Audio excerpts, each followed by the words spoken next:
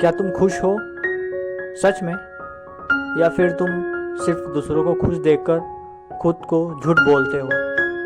सोचो ज़रा, अगर तुम्हें किसी की राय की परवाह नहीं करनी पड़े तो तुम अपनी ज़िंदगी कैसे जीते? यही सवाल है इस किताब the courage to be dislike का। एक ऐसी किताब जो तुम्हें सिखाएगी कि असली आज़ादी तब मिलती है जब तुम लोग क्या कहेंगे से आज़ाद हो जाते हो। तो आइए शुरू करते हैं। हम दुखी क्यों हैं?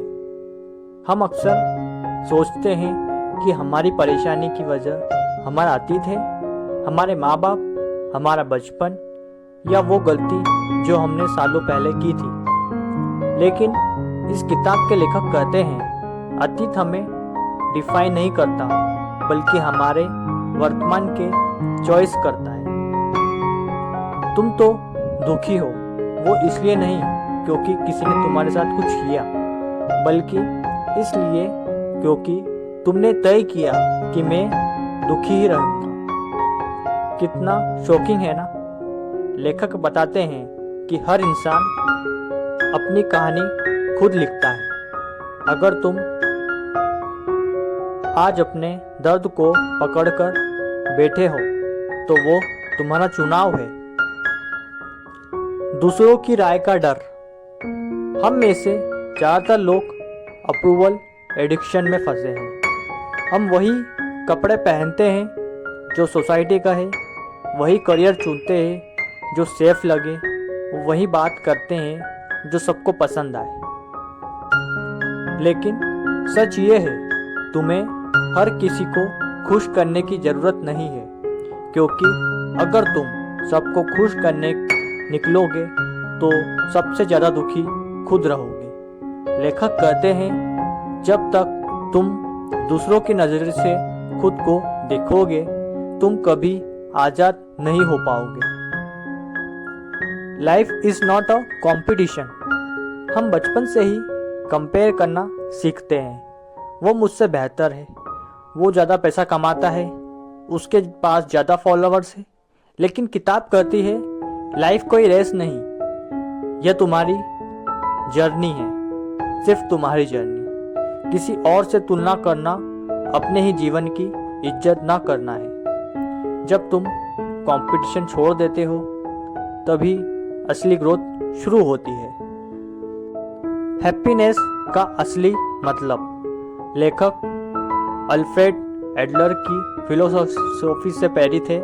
उनके मुताबिक खुशी का मतलब दूसरों की सेवा करना है नहीं, इसका मतलब खुद को कुर्बान करना नहीं, बल्कि कंट्रीब्यूशन की भावना से जीना है। जब तुम महसूस करते हो कि तुम किसी और के काम आ रहे हो, वहीं से हैप्पीनेस जन्म लेती है। Happiness is the feeling that you are useful to someone. Freedom from the need to be like.